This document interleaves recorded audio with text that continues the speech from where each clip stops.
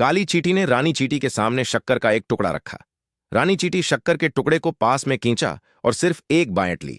उस एक बाइट के वजह से रानी चींटी ने सदी की सबसे बड़ी जंग छेड़ दी थी, क्योंकि रानी चींटी के अंडे देने की स्पीड इतनी तेज थी कि कुछ ही दिनों में उसने इतने अंडे दे दिए थे कि ब्लैक किंगडम एकदम से ताकतवर हो गया था।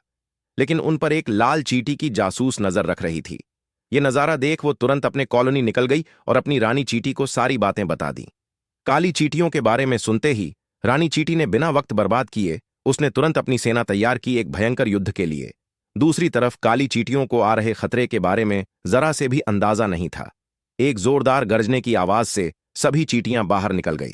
उसने देखा तो लाल चींटियों की एक विशाल सेना सीधा उनकी तरफ बढ़ रही है। कुछ ही पल में लाल चींटियों की सेना ने काली चींटियों के किंगडम को चारों तरफ से घेर लिया। लाल चींटियों के पास तरह तरह के हथियार थे। अब तो साफ लग रहा था कि लाल चींटियां काली चींटियों को खत्म कर देना चाहते हैं। लाल चींटियों के जनरल के एक इशारे पर युद्ध शुरू हो गया। बड़े बड़े गोले लाल चींटियों के किले पर फेंके जाते हैं। उनका मकसद किले की मजबूत दीवार को कमजोर करना था।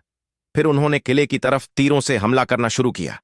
आसमान से सैकड़ों नुकीले तीर किले पर धंसने लगी।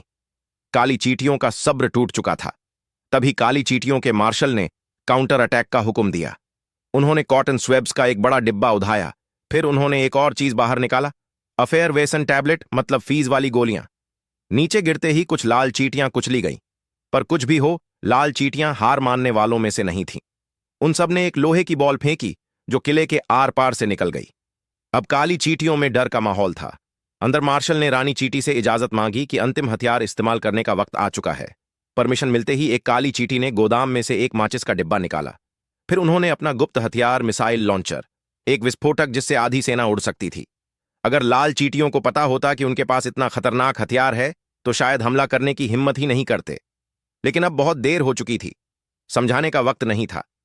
लेकिन समस्या यह थी कि उनके पास सिर्फ एक ही माचिस की तीली बची थी। सोचने का वक्त नहीं था। एक काली चींटी ने तीली जलाई और एक रॉकेट का फ्यूज जलाया। अगले ही पल रॉकेट आसमान में उड़ते हुए लाल चींटियों के बीच गिरा। जोरदार धमाके से सैकड़ों चींटियां मारी गईं।